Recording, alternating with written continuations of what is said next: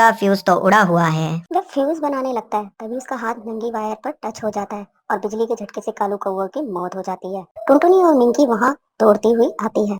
तुलसीपुर नाम के बड़े से एक जंगल में मिंकी नाम की चिड़िया अपने पति कालू कौवा और अपनी बेटी टूनी चिड़िया के साथ रहा करती थी। मिंकी चिड़िया के पास सेब का बगीचा था जिसमें बहुत सुंदर सुंदर सेब आते थे, जिन्हें बेचकर मिंकी अपने घर का खर्चा चलाती थी। उसका पति कालू कौवा कोई काम नहीं करता था, वह अपने दोस्तों के साथ इधर उधर घूमता रहता था। हर बार की तरह इस साल भी उसके बगीचे में बहुत सुंदर सेब आए।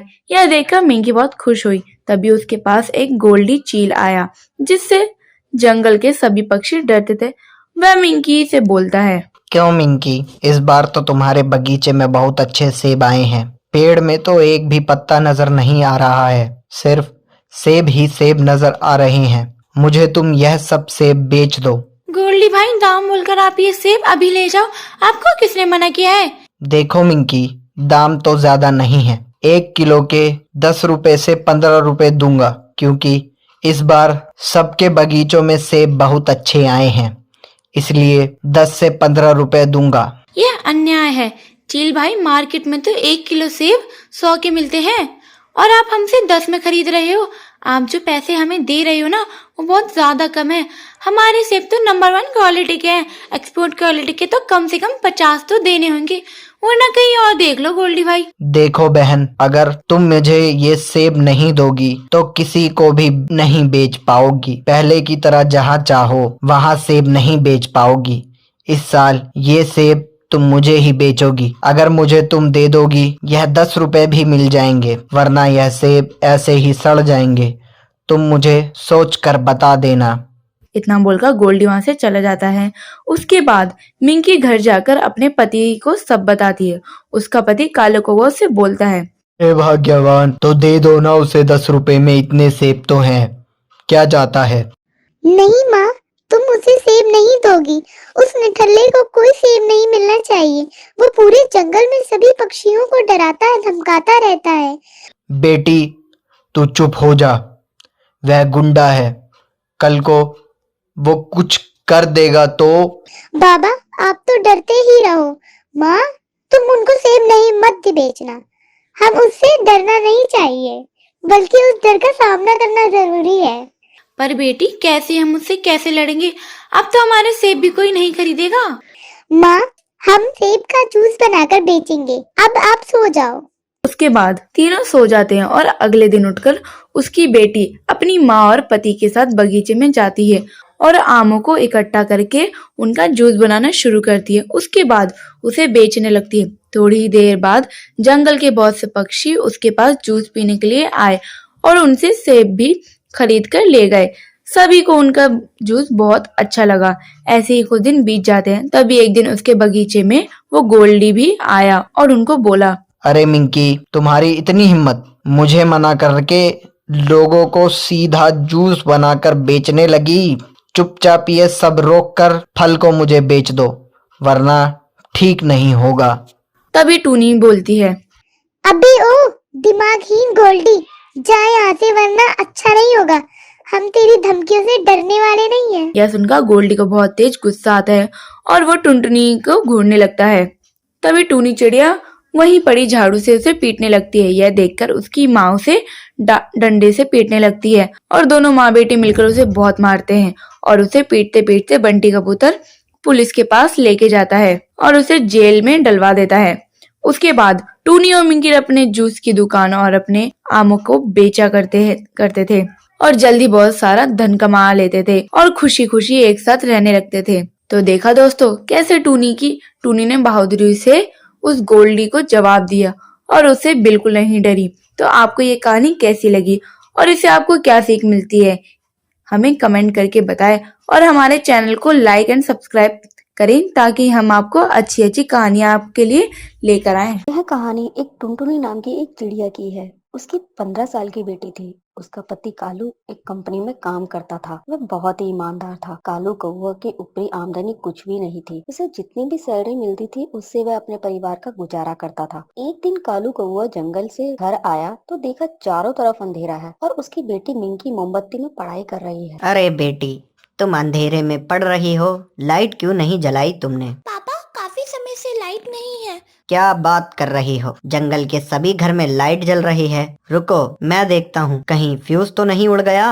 अरे आप अंधेरे में कहाँ जा रहे हैं? मैं टॉर्च दे रही हूँ। अरे जल्दी दो भाई। बस 1 मिनट, अभी लाती हूँ। टुनटुनी काले कौवे को टॉर्च लाकर देती है। कालू फ्यूज ठीक करने जाता है। इसका फ्यूज तो उड़ा हुआ है। वह फ्यूज बनाने लगता है, तभी उसका हाथ नंगी वायर पर टच हो जाता है और बिजली के झटके से कालू कौवे की मौत हो जाती है। टुनटुनी और मिंकी वहाँ दौड़ती हुई आती है। अरे क्या हुआ आपको? आप देखकर क्यों काम नहीं करते? मिंकी जल्दी से एम्बुलेंस बुला दे, तेरे पापा को क्या हो गया? टुनटुनी और मिंकी तुरंत कालू कौवे को एम्बुलेंस से अस्पताल ले जाती है। वहाँ डॉक्टर कालू को मृत घोषित कर देता है। कालू कौवे की मौत के बाद टुनटुनी अपने दिमाग के संतुलन को खो बैठती है। जब भी टुनटुनी मिंकी को देखती है। अरे कल मोही, तेरे ही तो चलते कालू की जान चली गई। अगर उस दिन कालू तुझे पढ़ते हुए नहीं देखता तो हड़बड़ी में जाकर लाइट ठीक नहीं करता और मेरे कालू की मौत नहीं होती। मैं तुझे कभी माफ नहीं करूंगी। तू चली जा मेरी नजरों के सामने से। माँ तुम्हें क्या हो गया है? तुम मुझे इस तरीके से क्यों डांट रही हो? पहले तो तुम मुझे बहुत प्यार करती थी, मेरी वजह से पापा की जान नहीं गई। माँ मैं तुम्हें कैसे समझाऊं? चुप हो जा कमबख्त, मैं तुझसे जबान लड़ाना नहीं चाहती। तभी टुनटुनी को चक्कर आ जाता है। क्या हुआ माँ? तुम्हें क्या हो रहा है? संभालो अपने आप को। चलो मैं तुम्हें घोंसले में लेकर चलती हूँ। मिंकी टोनी को घोंसले में ले जाती है और बेड पर सुला देती है। अब मैं क्या करूँ माँ कि ऐसी हालत है, घर में खाने को कुछ नहीं है। पापा ने जो पैसे जमा किए थे वह भी खत्म हो गए हैं। मुझे लूसी आंटी के पास जाना चाहिए, वही कुछ बताएंगी। मिंकी अपने पड़ोसी कबूतरी के पास जाती है और सारी बात बताती है। मिंकी देख बेटा, मैं तुझे एक सलाह दूंगी। यहाँ पास में तरबूज का खेत है, वहीं से तो तरबूज लाके बेच और उन्हें पैसे दे दे। बाकी कमाई अपने पास रखियो। आंटी आपने बहुत अच्छी सलाह दी है, मैं ऐसे ही करूँगी। मिंकी तरबूज बेचकर घर चलाने लगी। उधर टुनटुनी बीमार ही रहती थी। ऐसे ही एक दिन मिंकी टुनटुनी को डॉक्टर के पास लेकर जाती है। देखो ना डॉक्टर, मेरी माँ को क्या हुआ है? बार बार बेहोश हो जा रही है। डॉक्टर टुनटुनी का चेकअप करके बताती है। देखो बेटा, इनकी दोनों किडनी बेकार हो गई है। इनको किसी स्वस्थ पक्षी की किडनी लगानी पड़ेगी, नहीं तो ये बस 2 महीने के ही मेहमान हैं। नहीं नहीं डॉक्टर, ऐसा मत करिए। मैं अपनी माँ को अपनी किडनी दूंगी। मेरे पापा तो मेरे को छोड़कर चले गए, लेकिन मैं अपनी माँ को कहीं नहीं जाने दूंगी। मिंकी अपनी किडनी अपनी माँ को दे देती है। कुछ दिनों बाद जब टुनटुनी स्वस्थ होकर घर आती है। आओ माँ, तुम्हारे आने से घर में रौनक आ गई। चल हट, मैं तुझसे बात नहीं करती। ठीक है माँ, मुझसे बात मत करो। अब चलो आराम कर लो। टुनटुनी आराम करने लगती है। मिंकी तरबूज लेने के लिए खेत चली जाती है। इसी बीच घर पर डॉक्टर का फोन आता है। टुनटुनी फोन उठाती है। मिंकी बेटा, तुम अपनी माँ के साथ साथ अपना भी ध्यान रखना, क्योंकि तुम्हारी एक किडनी तुम्हारी माँ को लगी है। ऐसे में तुम अपना ध्यान रखना भूल मत जाना। क्या हुआ डॉक्टर? मैं टुनटुनी बोल रही हूँ। हाँ हाँ टुनटुनी जी, ये सच बात है। आपकी बेटी ने ही आपको एक किडनी दी है। टुनटुनी यह सुनकर सुन हो जाती है। जैसे ही मिंकी तरबूज बेचकर आती है, जैसे ही टुनटुनी के पैरों में गिर जाती है। मिंकी बेटा, मुझे माफ कर दे। मैंने तुझे बहुत बुरा भला कहा। डॉक्टर ने मुझे सब बता दिया है। तूने ही मुझे जीवन दान दिया है। दोनों माँ बेटी मिलकर रोने लगती है और टुनटुनी को अपनी गलती पर पछतावा होता है और अपनी बेटी से माफी मांग लेती है और दोनों खुशी खुशी रहने लगते हैं। की चिड़िया अपने पिता की इकलौती बेटी थी। उसके पिता बाज ने उसकी बचपन से ही सारी ख्वाहिशें पूरी करी थी। बस यही कारण था कि मिंकी चिड़िया बिगड़ी थी, पर शायद बाज नहीं जानता था कि उसका लाड प्यार एक दिन इतना ज़्यादा बढ़ जाएगा कि मिंकी चिड़िया किसी के सामने उसकी इज्जत नहीं करेगी। ऐसे ही एक दिन घर में मिंकी चिड़िया की बुआ भूरी बाज आती है। मिंकी बेटा, तुम आज फिर ऐसे छोटे कपड़े पहनकर बाहर जा रही हो, दिखाई नहीं दे रहा? तुम्हारी बुआ जी आई है, अब जल्दी से आकर अपनी बुआ का आशीर्वाद लो। अजी आपने सोच भी कैसे लिया कि मैं पैर छूकर बुआ से आशीर्वाद लूंगी? देखिए मुझे बहुत लेट हो रहा है, मुझे अपने दोस्तों के साथ पार्टी करने के लिए जाना है। इसलिए अगर आप मुझे आशीर्वाद देना चाहते हैं तो ऐसे ही दे दीजिए। मुझे झुककर आपके पैर छूकर आशीर्वाद नहीं ले जाएंगे, सो मैं चलती हूँ। मिंकी, बेशर्मी की हद होती है। ये सब मेरे ही लाड प्यार का नतीजा है, तभी तुम अपनी बेशर्मी शरेआम दिखाती फिरती हो। मैं बेशर्म नहीं है समझे, और वैसे भी मैं आपके लेक्चर सुनने के लिए खड़ी रही हूँ। अगर आपने मुझे रोका ना होता तो अब तक मैं घर के बाहर होती। इस तरह से मिंकी चिड़िया अपने पिता से बहस करके चली जाती है, परंतु ये सब कुछ बुरी बात को ज़रा सा भी अच्छा नहीं लगता और वह अपने भाई बाज से बोलती है। भैया बिल्कुल सही कहा तुमने। तुम्हारे लाड प्यार का ही नतीजा है, तभी आज तुम्हारी लाडली मिनकी बिगड़ गई है। अगर आज भाभी जिंदा होती तो शायद मिनकी ऐसी ना होती। अब मैं तुझे क्या बताऊं भूरी, मैंने इसे किसी भी चीज़ के लिए नहीं रोका, ये सोचकर कि बिन माँ की बच्ची है, कहीं उसे अपनी माँ की याद ना आ जाए। पर इसने तो अपनी सारी बेशर्मी की हदें पार कर दी। रात रात भर घर से गायब रहती है, बदमाश पक्षियों के साथ घूमती है, अब तो नशे भी करने लगी है। कई बार तो इतने छोटे कपड़े पहनकर घूमती है कि मुझे भी शर्म आने लगती है। बाज भैया, अगर तुम सच में चाहते हो कि तुम्हारी बेटी और बेशर्मी ना दिखाए तो तुम जल्द से जल्द इसकी शादी करवा दो। ये क्या है मेरी बहन, मैं अपनी बेटी को सुधारने के लिए सारे रास्ते अपनाऊंगा। वह तुम मुझ पर छोड़ दो। कल घर में कुछ मेहमान आ रहे हैं, बस तुम मिनकी से बात करके 5 मिनट उसे साड़ी पहनने को कहना, और जब मेहमान आए तो उसे मंदिर में बैठा देना, ताकि देखने वालों को लगे कि लड़की बहुत संस्कारी है। पर इस बेशरम लड़की से शादी करेगा कौन? देख मिंकी बेटा, अगर तूने कभी भी अपने बाप से प्यार किया होगा तो आज तू मेरे लिए ये साड़ी पहनकर बस 5 मिनट घर के मंदिर में बैठ जाना। उसके बाद तुझे जो करना हो तू करना, मैं तुझे नहीं रोकूंगा। पिताजी आप इतना कह रहे हैं तो मैं 5 मिनट इस कपड़े को लपेट लूंगी। बाज जैसे तैसे मिंकी चिड़िया को साड़ी पहनाकर मंदिर में बैठने के लिए मना लेता है। अब बाज यह बात बताने के लिए अपनी बहन भूरी बाज के पास जाता है और मिंकी चिड़िया अपने पिताजी और बुआ की सारी बातें सुन लेती है। यह तो बहुत अच्छी बात है कि मिनकी आपकी बात मान गए। बस कुछ ही देर में मेहमान भी आते होंगे। जब वो लोग मिंकी को देखेंगे तो तुरंत शादी के लिए हाँ कर देंगे और हम मिंकी की शादी चिड़ा से करवा देंगे। इन दोनों भाई बहन ने यह प्लान बनाया है, पर कोई बात नहीं पिताजी और बुआ जी, आप दोनों चाहे कितने ही पापड़ क्यों ना बेल लो, पर मैं आप लोगों के झांसे में नहीं आने वाली। अब देखना मेरा कमाल। जैसे ही घर में मेहमान आते हैं, मिंकी चिड़िया साड़ी ना पहनकर तौलिया लपेटकर बाहर आती है और सभी मेहमानों के सामने बैठकर बदतमीजी करने लगती है।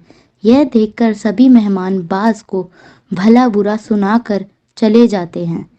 मिल गई तेरे दिल को ठंडक, बेशर्मी की भी हद होती है। ऐसी बेटी होने से तो अच्छा था मैं तो बे औलाद रहता। अब यहाँ खड़ी खड़ी मेरा मुंह क्या देख रही है? निकल जा मेरे घर से, और फिर कभी मेरे सामने मत आना। इस तरह से बाज मिंकी चिड़िया को घर से निकाल देता है। घर से निकलने के बाद मिंकी चिड़िया अपने आवारा दोस्तों के घर जाती है, पर वह लोग उसकी मदद करने के लिए मना कर देते हैं, जिसके बाद मिंकी चिड़िया को अपनी गलती का एहसास होता है और तभी उसकी मुलाकात कालू कौवे से होती है।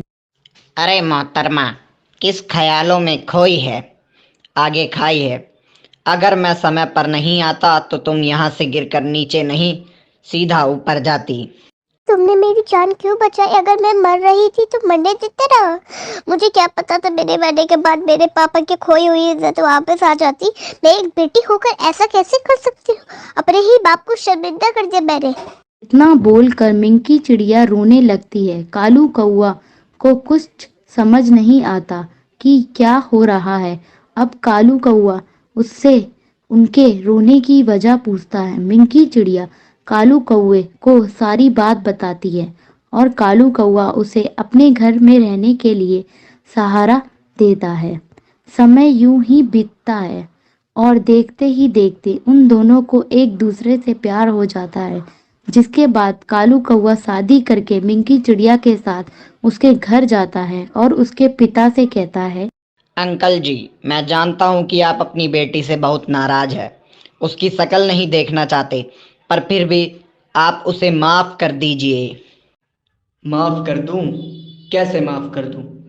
मैं उस नालायक लड़की को जब उसकी माँ उसे छोड़कर गई तब मैंने उसे अकेले पाला, उसकी हर फरमाइश पूरी करी, और उसने क्या किया? सबके सामने मेरी बेइज्जती करी।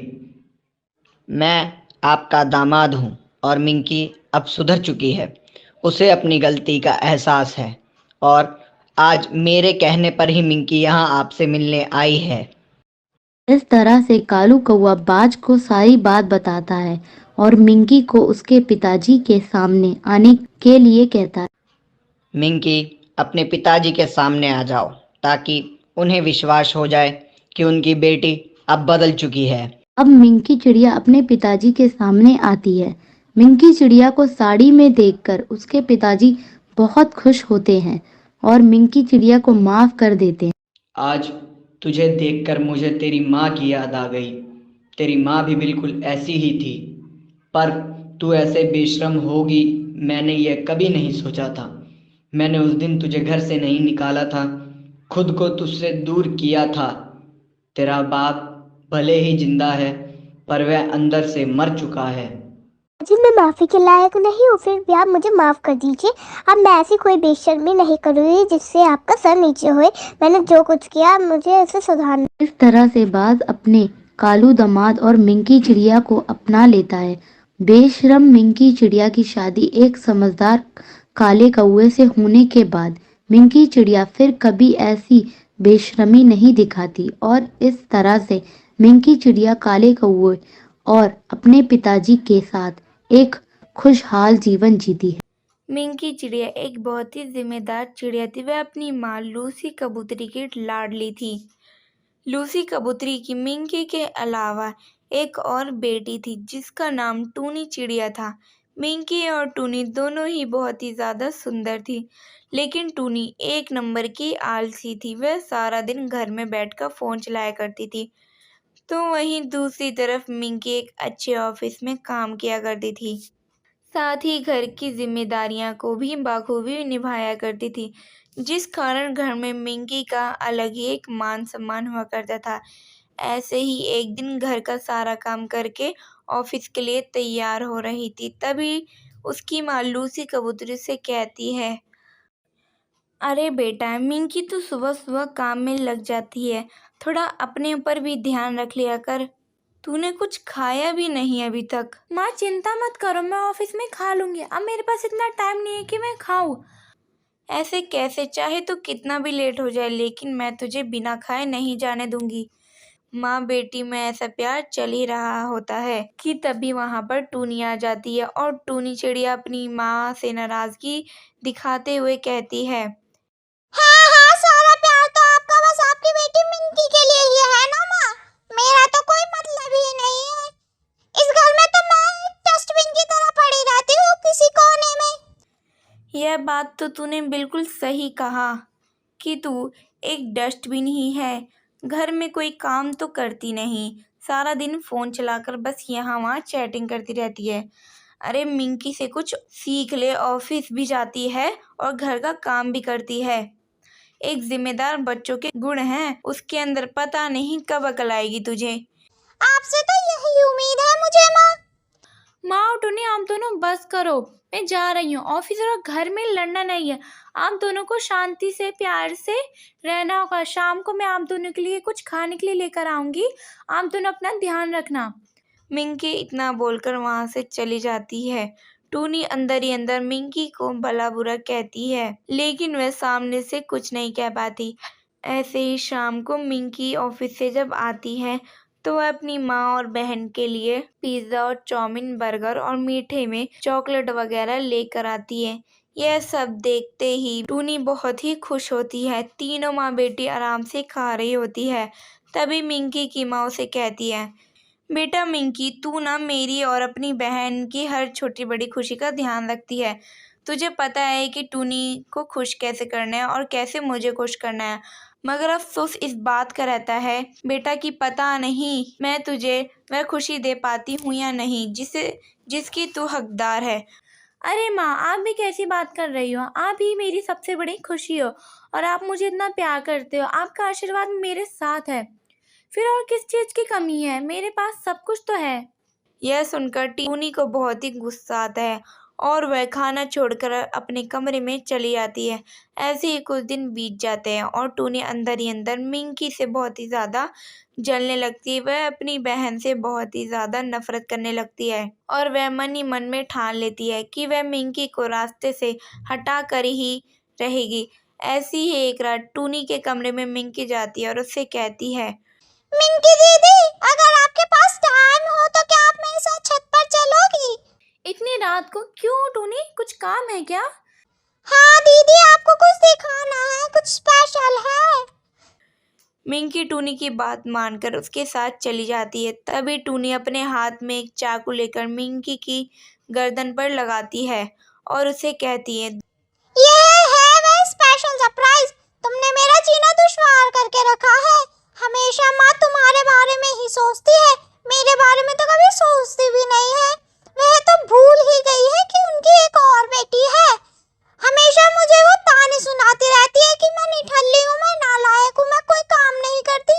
ये सुन सुनकर मेरे मन में इतनी नफरत भर चुकी है तुम्हें लेकर दीदी कि आज मैं तुम्हें जान से ही मार दूंगी। देख बहन, तू जो कुछ कर रही है उसे करने से पहले एक बार सोच ले, इससे हमारा पूरा घर परिवार टूट जाएगा और बदले में तुझे कुछ भी नहीं मिलेगा। दोनों बहनों का शोर सुनकर उसकी माँ वहां आती है और यह नज़ारा देखकर मिंकी की माँ के पैरों तले जमीन खिसक जाती है और वह गुस्से से टूनी को धक्का मारती है और फिर खींचकर एक थप्पड़ मारती है। उसे कहती है, भगवान ऐसी औलाद सबको दे, लेकिन इस टूनी जैसी औलाद किसी को ना दे। एक नंबर की कामचोर है, कोई काम भी नहीं करती। शर्म आती है मुझे तुझे अपनी बेटी कहते हुए। तू ना कसाई है, कसाई। अपनी बहन को मारने जा रही थी। मैं सही कहती हूँ कि तेरी जैसी औलाद भगवान किसी को भी ना दे।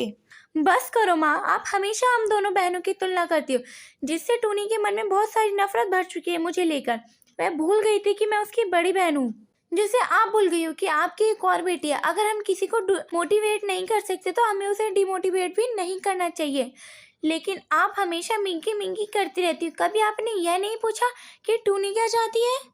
यह सब सुनकर टूनी की आंखों में आंसू आ जाते हैं कि वह जिस बहन को रास्ते से हटाने की कोशिश कर रही थी वह उसके बारे में कितना सोचती है। तो वहीं दूसरी तरफ मिंकी की माँ को भी अफसोस होता है कि कहीं ना कहीं इसके पीछे उसकी बहुत ही बड़ी गलती थी। इसके बाद मिंकी की माँ टूनी से माफ़ी मांगती है और टूनी भी अपनी माँ और बहन से माफ़ी मांगती है।